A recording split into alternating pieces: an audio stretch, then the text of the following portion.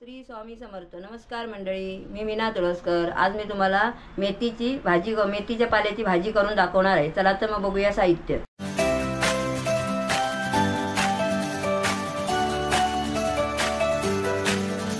ही बघा, ही मेथी आहे, एक जुडी आहे. ही बारीक मी फक्त पानं घेतली आहेत, बाकी काही घेतलं नाही. आता बारीक चिरायची आहे आणि ह्याला मीठ लावून 5 मिनिटं ठेवायची आहे.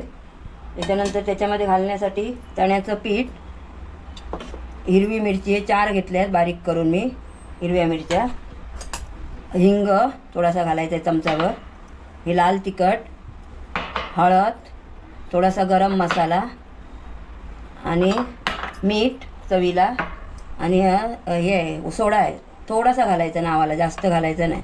एवढं साहित्य आहे. चला तर आता मी मेथी चिरून घेते आणि मग दाखवते तुम्हाला. ही बघा, ही आता मी बारीक करून घेतली आहे. आता मी ही सगळी टोपात काढून घेते. सगळे अशी काढून घेते, सगळी टोपात बारीक केलेली आहे ती. आणि आता ह्याला थोडंसं मीठ टाकून मी कालवून ठेवणार आहे 5 मिनिटासाठी. 5 ते 7 मिनिटासाठी आपण ठेवून द्यायची. असं मी आता मीठ टाकलं आहे ना, ते आता जसं मीठ त्याला तळून घेते थोडं भाजीला आणि 5 मिनिटं असं ठेवून देणार. मीठ लावून ठेवलं, 7-8 मिनिटं झाली. आता मी ह्याच्यामध्ये हिंग घालते. हिंग थोडासा घालते, थोडीशी हळद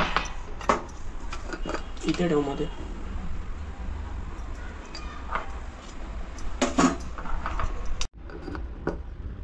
आता हे गरम मसाला थोडासा, नुसता गरम मसाला आहे हा, थोडासा एवढाच टाकते म्हणजे चव येण्यासाठी. आणि हा, मग अशी सांगायला विसरले, थोडीशी साखर पण टाकायची याच्यामध्ये थोडीशी चवीसाठी. आणि हे लाल तिखट पावडर, हे पूड आहे मिरचीची, नुसती पूड आहे. मिरची घालणार आहे ना म्हणून थोडीशी टाकते, जास्त नाही घालणार. हे बघा, आणि हे मिरची पण घालून घेते. हिरव्या मिरची 4 कापून ठेवलेले. आणि थोडासा हातानेच घालते सोडा, थोडासा नावाला घालायचा आहे बघा, एवढा असा टाकायचा बस. हे बघा, ही साखर टाकली आहे आणि थोडासा मीठ घालते नावाला. आणि आता हे सगळं काढून घेते आणि मग त्याच्यामध्ये थोडं पीठ घालून आपण म्हणजे असं घट्टसरच मळायचं, जसं कांदे भाजीला वगैरे करतो ना तसंच करून घ्यायचं.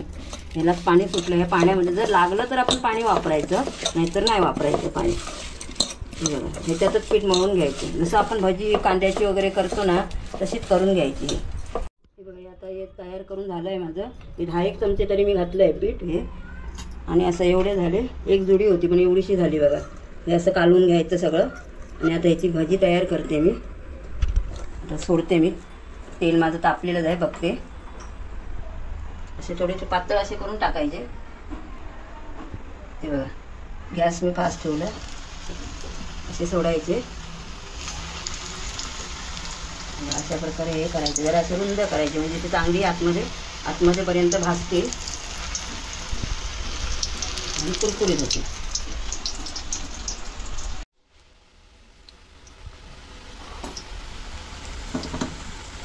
अशा प्रकारे माझी सगळी भाजी तयार झाली आहे. ही जर रेसिपी आवडली असेल तर लाईक करा, शेअर करा, सबस्क्राईब करा आणि कमेंट करा. धन्यवाद. आणि तुम्ही नक्की करून बघा. अशी भाजी छान कुरकुरीत होतात, खायला पण बरी लागतात.